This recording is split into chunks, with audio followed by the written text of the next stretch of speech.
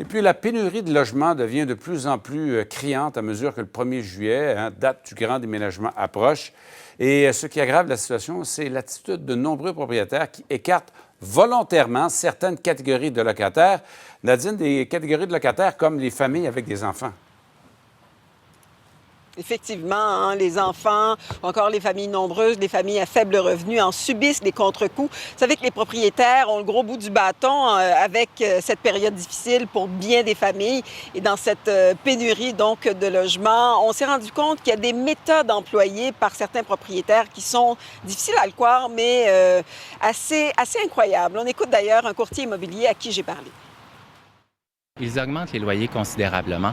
On voit maintenant des 2 chambres à 1 500 jusqu'à 1 800, 2 000 $ entre autres sur le plateau.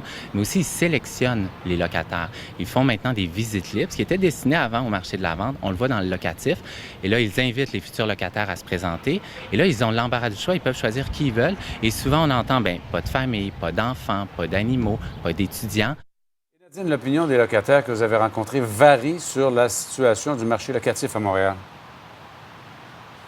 Eh bien, pour la plupart, vous allez vous en rendre compte rapidement. Les gens sont quand même assez unanimes. Hein. C'est vrai que c'est cher vivre à Montréal. On les écoute.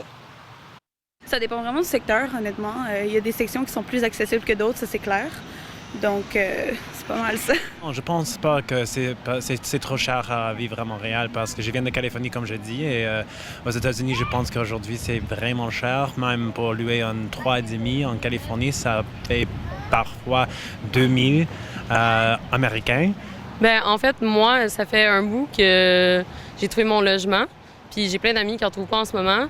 Le mien est abordable, mais la majorité, je dirais que non, c'est difficile, en fait. Alors effectivement, donc c'est vrai que si on vient d'ailleurs, que ce soit de la Californie ou de Vancouver, c'est sûr que c'est beaucoup plus cher qu'ici.